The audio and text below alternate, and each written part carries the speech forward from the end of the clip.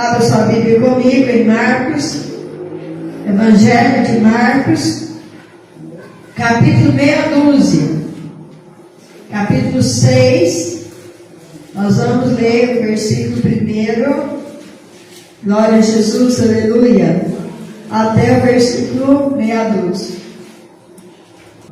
E partindo dali, chegou à sua terra, e os seus discípulos o seguiram. E chegando o sábado, começou a ensinar na sinagoga, e muitos, ouvindo-o, se admiravam, dizendo: de onde lhe vêm essas coisas? E que sabedoria é essa que lhe foi dada? E como se fazem tais maravilhas por suas mãos? Não é este carpinteiro, filho de Maria, irmão de Tiago, e de José, e de Judas, e de Simão? E não estão aqui conosco suas irmãs? Escandalizavam-se nele. E Jesus lhes dizia: não há profeta sem honra, senão na sua terra, entre os seus parentes, na sua casa. E não podia fazer ali obras maravilhosas. Somente curou alguns poucos enfermos, impondo-lhes as mãos. E estava admirado da incredulidade deles. E percorreu as aldeias vizinhas, ensinando. Amém? Onde que ele estava partindo? De Cafarnaum. Ele estava em Cafarnaum quando ele ali realizou uma obra maravilhosa. Aliás, não foi uma, foi mais de uma, porque a filha de Jairo estava morta. Mas no caminho ele encontrou a mulher do fluxo de sangue. Então ele havia ali realizado obras maravilhosas. Aquela mulher do fluxo de sangue foi curada. Na casa de Jairo, a filha que já estava morta voltou à vida, foi ressuscitada. Então eram obras maravilhosas, coisas sobrenaturais, coisas que as pessoas ficavam ali, maravilhadas de ver o que acontecia. Mas Jesus terminou a obra dele naquele lugar. Então ele vai para a sua terra. Ele volta para Nazaré, a sua terra onde ele foi criado, Louvado seja Deus. Aí ele volta para a sua terra. E o que é curioso, irmãos, que em Cafarnaum, que era para ele tipo uma terra estranha, não era onde ele foi criado, nem aonde ele nasceu.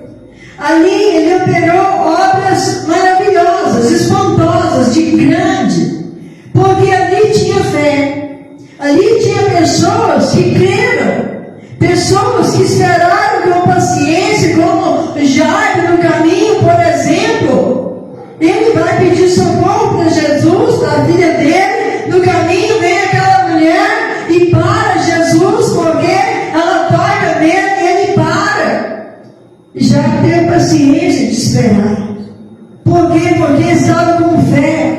Ele cria que Jesus, ele podia ressuscitar sua filha, não importava a condição que ela estava, se já ainda estava viva ou se já estava morta, era a única esperança que Jairo tinha.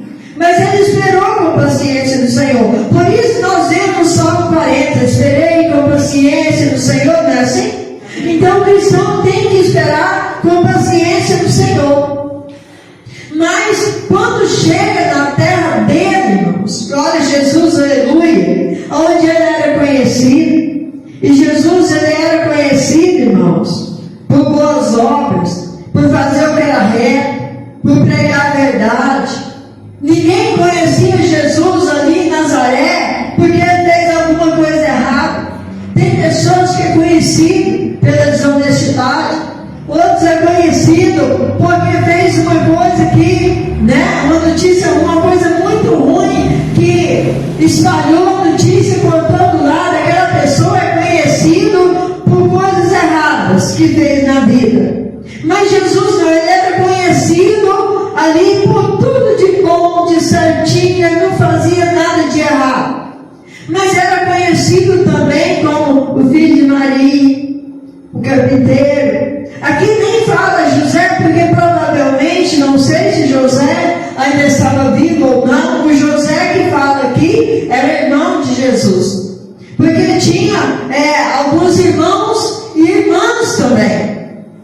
O fato é que, quando a gente fala, irmãos, sobre os irmãos de Jesus, muitas pessoas ficam escandalizadas. Eles escandalizaram com o ensinamento de Jesus, escandalizam com a gente também muitas vezes, porque eles acham que mesmo Maria, tendo tido Jesus, depois ela continuou virgem e ela não teve mais filhos.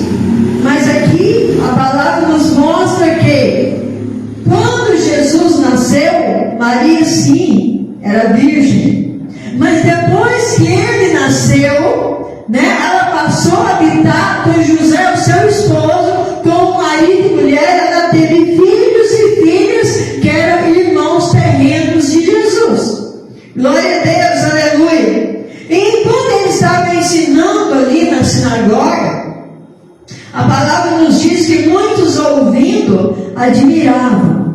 Eles não admiravam, irmãos, porque eles olhavam para ele e via sabedoria, e via maravilhas, eles admiravam porque eles desfaziam dele. De onde vem essa sabedoria, de onde vem essas coisas que lhe foi dada? Como se faz essas maravilhas por suas mãos? Aí eles falavam assim, o que eles relatavam ali? Por que é que eles faziam essas perguntas? Não é este o carpinteiro? Não é este filho de Maria, irmão de Tiago, e de José, e de Judas, e de Simão? Todos eles eram irmãos de Jesus. E não estão aqui conosco, as suas irmãs? E eles escandalizavam-se nele. Escandalizavam, por quê? Porque ele fazia o bem, porque ele pregava a verdade, porque ele pregava a santidade, porque ele ensinava o que era reto, o que era justo. Era por isso que eles escandalizavam nele. Agora, imagine, se ele fosse ali, estivesse ali na sinagoga, como nós estamos hoje na igreja, se a gente estivesse na igreja fazendo coisa errada, e as pessoas escandalizassem, é uma coisa que hoje a gente vê muito acontecer isso. Mas também não vamos generalizar, porque você tem coisa em alguns lugares, mas nós não somos perfeitos, mas nós também temos boas obras. Nós fazemos a vontade do Senhor, e pregamos, e o Senhor continua operando sinais, maravilhas. Mas muitas vezes nós entramos justamente na mira dessas pessoas.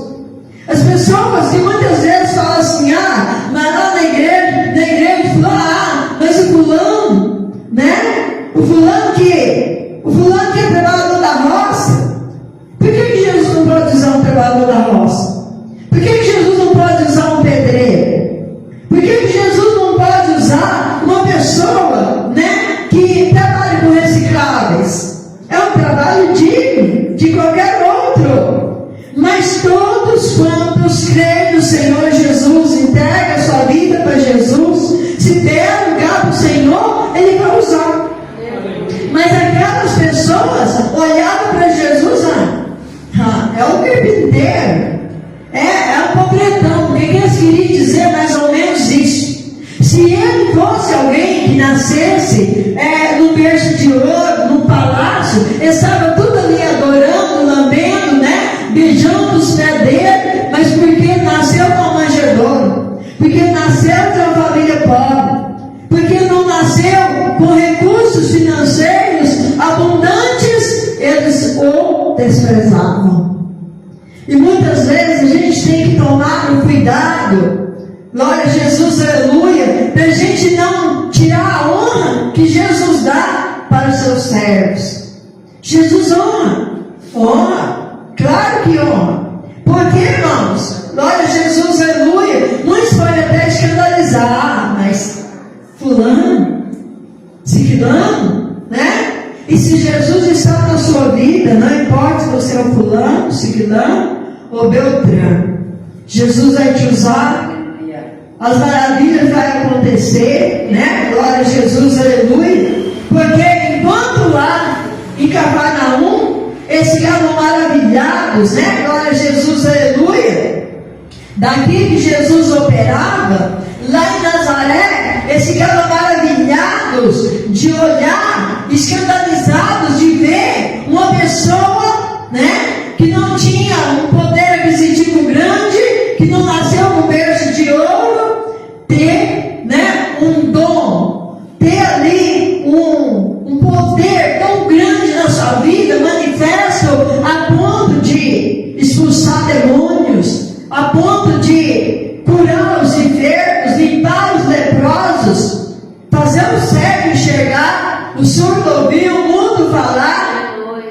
não entendia isso, irmãos, porque isso é loucura para o mundo, mas para aqueles que servem a Deus, aqueles que creem na palavra de Deus, isso são as maravilhas. Louvado seja Deus, aleluia. E ele então diz assim, olha, como está escrito aqui no versículo 4, não há profeta sem honra, senão na sua terra, entre os seus parentes e na sua casa. Significa, irmãos, que nem os próprios irmãos dele, que eram filhos de Maria e de José, nem eles davam ali muito ouvido ao que Jesus ensinava, ou cria piamente naquilo que ele falava. Porque eles olhavam, olha, é o nosso irmão, talvez até um pouco de inveja, quem sabe, né? Ou dizer, ele pode fazer isso, a gente não pode fazer, né? Porque ele, irmãos, não era filho de José, ele era filho de Maria, mas ele era e é, e continua sendo, o Filho de Deus. E o Filho de Deus tem poder. Glória a Jesus, aleluia, para fazer tudo que ele ia atrás. E aí a palavra vem dizendo, e não podia fazer ali obras maravilhosas. O que Jesus não pode fazer? Naquele lugar, ele não pode fazer. Em Cafarnaum, ele pode fazer. Ele curou uma mulher com fluxo de sangue. Ele levantou uma menina de 12 anos do leito de morte. Em Cafarnaum ele fez. Mas em Nazaré, a palavra fala aqui que não pôde fazer obras maravilhosas. Apenas curou alguns poucos enfermos, impondo-lhe as mãos. Sabe por quê, irmãos? Porque onde há incredulidade, não tem como Jesus operar. Aonde há incredulidade, irmãos, não tem operação divina. Não tem como Deus operar na incredulidade. Porque Deus trabalha com a fé, o diabo trabalha com a dúvida. E quando nós, por exemplo, quando nós recebemos oração, né? E aí no coração a pessoa fala assim, a oração desse irmão não vai resolver nada, eu não vou receber nada, isso é dúvida. E é o inimigo que planta isso no nosso coração. Mas quando nós recebemos uma oração, ou quando nós mesmos fazemos uma oração, com a nossa fé, né, em Cristo Jesus, com o nosso coração aberto para o Senhor, já orando, a bênção já está chegando na nossa vida. Orando, a bênção já está a caminho, porque estamos com o dom da fé. Estamos usando um dom muito comum, a fé. Um dom que todos podem usar. Louvado seja Deus. E Jesus estava admirado da incredulidade deles. Aí ele percorreu as aldeias vizinhas, ensinando, irmãos. Porque a palavra de Deus não é só para a gente receber cura, para a gente receber milagres, para a gente receber bênção financeira. Não. A palavra de Deus primeiramente é para ensinar. E quando a gente aprende de Jesus, glória a Deus, a gente começa a entender, irmãos, que em primeiro lugar o Senhor quer que nós tenhamos saúde, o Senhor quer que nós tenhamos paz, o Senhor quer que nós tenhamos o nosso nome escrito no livro da vida. É o Rei do céu e a sua justiça. E as demais coisas Ele vai acrescentar na nossa vida. Então nós vemos que Jesus, depois de tudo isso, Ele chama assim os 12 apóstolos, os 12 discípulos. E ali a palavra nos diz que Ele decide enviá-los de 2 a 2. Mas Ele deu-lhes poder sobre os espíritos imundos. E Ele ordenou a eles, né, que fossem e orassem pelos enfermos, orassem pelas pessoas que estavam possessas.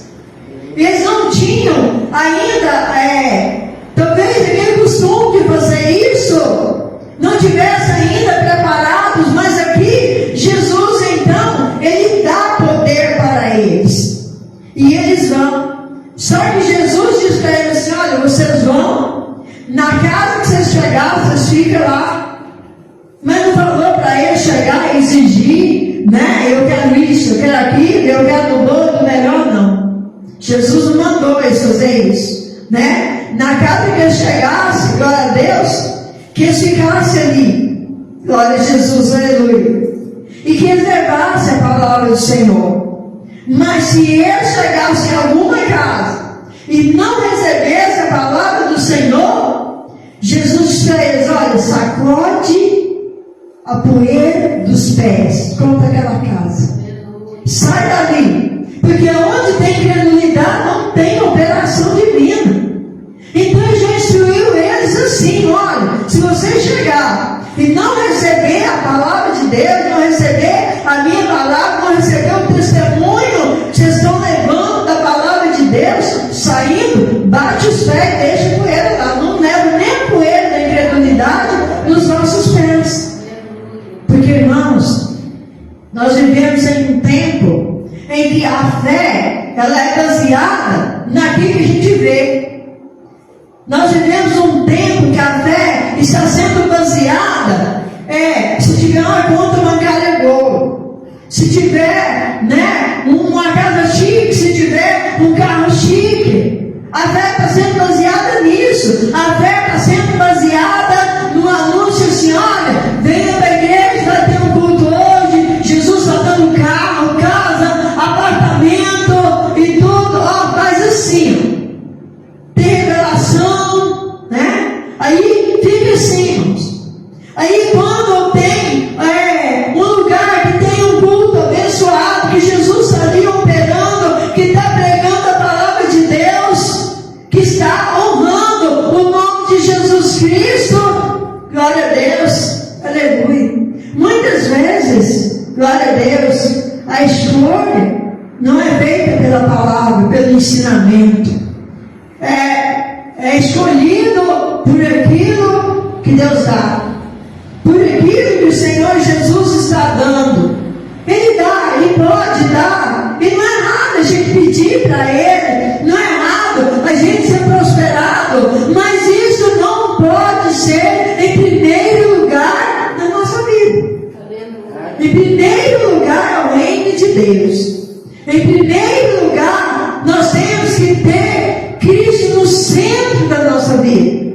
Porque quando Cristo está no centro da nossa vida, irmãos, todas as coisas que rodeiam Jesus são bênçãos e vitória. Se Ele está no centro da nossa vida, a nossa redor vai ter livramento, vai ter proteção, vai ter bênção, vai ter tudo de bom, vai ter prosperidade. Por que não? Pode ter, talvez não seja prosperidade que muitas pessoas, né, acham que tem que ficar milionário. Muitas pessoas às vezes até ficam, mas desprezam os ensinamentos do Senhor. Às vezes recebem uma quantia enorme, vira empresário rico, mas não obedece a palavra de Deus, não santifica a vida. Às vezes até continua indo na igreja, mas não está preocupado de obedecer os ensinamentos. Muitas partes da palavra de Deus eles nem olham, porque eles acham exagero. Quando vem do ser humano, irmãos, pode até ter exagero, mas quando vem da palavra de Deus é ensinamento. Quando vem da palavra de Deus é estatuto. Quando vem da palavra de Deus, glória a Jesus, aleluia, é para nos confrontar, para mostrar para nós que nós somos falhos, para mostrar para nós que nós estamos sujeitos a errar, mas para mostrar para nós também que ainda que a gente tenha errado, a gente tem um Deus todo-poderoso, a gente tem Jesus Cristo que intercede por nós, que perdoa os nossos pecados, que mantém o nosso nome escrito no livro da vida, porque se não fosse assim, todos nós estávamos perdidos. Todos nós. Porque quem de nós aqui é perfeito? Ninguém. Eu não sou, ninguém é. O fato é, irmãos, que quando alguém se acha perfeito, ele tem defeito em todo mundo. É isso. Ele tem defeito em todo mundo. Aí quando a gente olha para Jesus aqui, glória a Deus,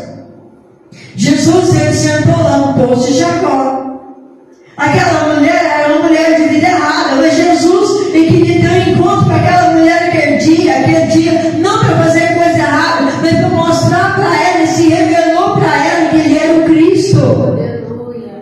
Ele teve um encontro com aquela mulher que ia ser apedrejada, que foi jogada nos pés dele aquele dia, todo mundo ia apedrejar ela. Ele teve um encontro com ela. E o que aconteceu? Aquela mulher foi apedrejada? Não foi, porque Jesus confrontou o pecado daqueles que tiraram as pedras. Ele confrontou, ele fez eles olhar para dentro de si mesmo. Ele disse: quem entre vós não tiver nenhum pecado, que atire a primeira pedra. Todos saíram de fininho, porque irmãos, todos estavam no pecado. Todos estavam. O que Jesus fez? O que a palavra do Senhor faz? Confrontar a gente. Se a gente estiver na igreja, irmãos, e a gente não aceitar a palavra, confrontar a gente, quando a palavra nos confronta, ela está mostrando para nós: olha, isso que você está fazendo está errado. Isso que você está fazendo não agrada a Deus. Isso que você está fazendo está prejudicando o seu irmão. A gente olha para aquele confronto e a gente começa a sentir o Espírito Santo de Deus mostrando para nós: olha, o caminho é esse. A direção é essa. Não olhe para trás, não olhe para o lado, nem para a direita, nem para a esquerda. Siga em frente. Eu sou contigo, eu te protejo, eu te guardo. Aleluia. Ele nos mostra o caminho, porque quando a gente sempre foi confrontado pela palavra de Deus, a gente quer mudança. Porque quando a gente sente confronto, a gente entende: se a gente continuar daquele jeito, nós vamos perder a salvação. Nós vamos perder a oportunidade de entrar no céu. E o que Jesus fazia? Ensinar. E o que a palavra faz? Ela ensina. A gente só não pode, irmãos, é pegar a palavra e usar ela como arma para machucar uma pessoa. Só isso. Mas a gente não pode pregar uma palavra light. Não podemos pregar mamão com açúcar, né? Ah, Jesus é maravilhoso, ele é misericordioso, então não vai, né, deixar ninguém se perder. A vontade dele é que todos se salvem. E ele até diz na palavra dele: todo que vem a mim, de maneira nenhuma eu o lançarei fora. Ele não lança fora. Mas muitas vezes, se nós tomarmos atitudes erradas, somos nós que nos lançamos fora. Não é ele. É a gente que faz com que a nossa alma se perca. O Espírito Santo de Deus, a palavra diz que ele intercede por nós com gemidos inexprimíveis, porque ele vê quando a gente está indo para o caminho errado, quando a gente está fazendo uma coisa que é contaminando a nossa alma. Ele geme diante do Pai, pedindo misericórdia por nós, para nós não se perder, para a gente não se perder, para a gente não cair na tentação. Ela vem, eu sou forte, a tentação não vem na minha vida. Vem. Por quê? Porque, irmão, Jesus estava ali depois do batismo dele, foi levado pelo deserto. Ele foi tentado por Satanás. Satanás tentou ele é o Filho de Deus. Se Satanás tentou ele, acha que ele não vai tentar um mero mortal como nós? Claro que vai. A questão é: a gente vai ceder? Não. Jesus venceu, nós também podemos vencer.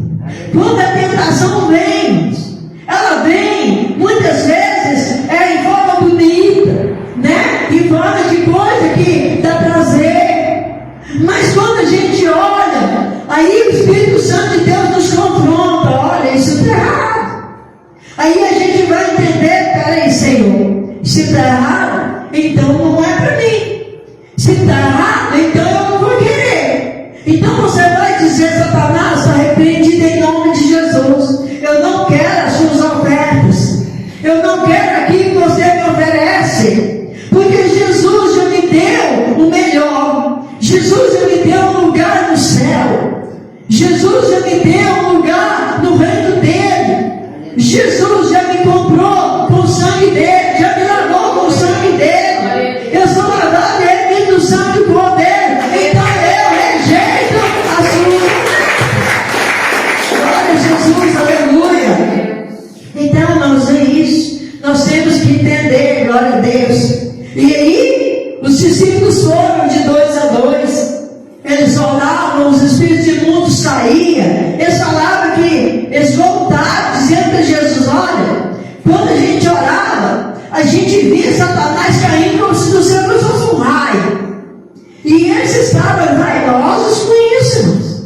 Estavam vaidosos. E a gente tem que entender, irmãos, que a gente não pode ficar vaidoso quando Jesus usa a gente. Então Jesus olhou para eles e falou assim: olha, alegrai-vos, não porque Satanás nos sujeitou, alegrai-vos porque o vosso nome está rolado no livro da vida no céu. Porque Satanás só estava sujeitando eles por causa da autoridade e do poder que o Senhor Jesus havia dado para eles. É o mesmo poder, a mesma autoridade que Jesus deu para nós, para os seus servos, para os cristãos. Basta a gente querer usar, basta a gente ter o desejo de usar. Ele vai nos honrar. Louvado seja Deus, aleluia. Então a palavra fala para nós, glória a Jesus, aleluia, que os discípulos pregavam ali uma mensagem de arrependimento, como João Batista pregou, irmãos. Eles não pregavam tipo passando a mão na cabeça, né? Não tem problema, é porque o Senhor conhece a sua fraqueza, então continua aí fazendo isso que você está fazendo, mas o Senhor vai ter misericórdia. Não, eles pregavam: sai do erro, sai do pecado, porque isso te contamina. Se você não sair disso, você vai perder a sua salvação. A gente tem que pregar, temos que ser realistas. Jesus está voltando, não adianta a gente pregar, não pode ficar, porque ele é misericordioso. É verdade que ele é misericordioso. Tanto é, irmãos, que nos deu uma outra oportunidade de morar no céu. Glória a Jesus, aleluia. Mas temos que consertar. Nós temos que fugir do erro, fugir da aparência do mal. Caso contrário, irmãos, a gente com toda a sabedoria, com diploma e com pregações, né, que junta multidões, vamos ficar aqui na terra. Para quê? Porque nós não temos futuro aqui, irmãos. Aqui o nosso tempo é breve, mas Jesus preparou para nós um lugar. Glória a Jesus, aleluia. É só nós dar ouvido à palavra do Senhor, guardar os seus ensinamentos aqui dentro. Glória a Jesus, aleluia. Então nós vemos que ali os discípulos fizeram muitas obras. E depois que Jesus subiu para o céu, eles continuaram fazendo. Mas eles estavam meio que atônitos, meio preocupados, meio com medo por causa da perseguição. Aí Jesus disse para eles ficarem em Jerusalém até que do alto sejais revestidos de poder. Mas nós, irmãos, muitas vezes a palavra só é ficar em Jerusalém, ficar em Jerusalém. Mas eles não foram para sempre lá, não. Eles ficaram lá até ser revestidos. O dia que eles foram revestidos, o dia que eles estavam lá orando, que entrou um vento veemente impetuoso, encheu toda aquela casa, eles ficaram cheios do Espírito Santo, sendo batizados do Espírito Santo, falando em línguas estranhas. Daquele dia para frente, aleluia, eles saíram e foram trabalhar, e foram fazer a obra do Senhor. Eles não ficaram lá para sempre. Porque se nós ficarmos nessa palavra, ficar em Jerusalém, nós vamos ficar o tempo inteiro sentados na casa do Senhor sem fazer nada. Mas se nós olharmos a palavra de Deus e entender que o Senhor nos enviou, como enviou aqui os 12, glória a Jesus, aleluia. Aqui dentro do Evangelho de Marcos, capítulo 16, ele fala que quando eles cumpriam o ídolo do Senhor, o Senhor cooperava com eles, curando os enfermos, libertando, né, os oprimidos. E o Senhor continua cooperando conosco.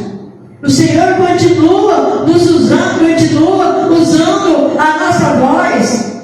Porque, irmãos, quando a gente dá a palavra de autoridade, a palavra saiu da nossa boca, mas a autoridade veio de Deus. A autoridade veio do Senhor. Então que nós possamos todos os dias da nossa vida entender que se não tiver ensinamento, se nós não aprender de Jesus, se nós quiser só ficar pulando oba-oba, né? E se é só isso, irmãos, pode até trazer alguma alegria, né? Mas isso não é avivamento. Avivamento é Jesus aqui dentro. Avivamento, glória a Deus, você tem que sentir o poder de Deus, você tem que sentir Jesus dando dentro do seu coração. Quanta gente está indo por um caminho que não está certo, e você sentiu o Espírito Santo de Deus falar aqui, ó, é porque você está avivado. Porque você tem avivamento dentro de você. O barulho é a consequência do avivamento. Mas nem sempre uma pessoa avivada ele vai fazer barulho, mas ele vai orar, ele vai clamar, às vezes ali em voz baixinha, glória a Jesus, aleluia, mas com o joelho no chão, com a boca no pó, e o Senhor está honrando ele, e o Senhor está abençoando a vida dele. Aí fala, mas o que acontece com aquele irmão? Tá? O que acontece? Joelho no chão, é obediência, é santidade. Então busquemos, porque as coisas que vêm do alto, irmãos, porque o ensinamento do Senhor Jesus, ela vem do alto, e Cristo está no centro da nossa vida, e nós estamos no centro da vontade de Deus, amém? Que o Espírito Santo de Deus continue falando mais em nossos corações todos os dias da nossa vida, em nome de Jesus. Glória a Deus.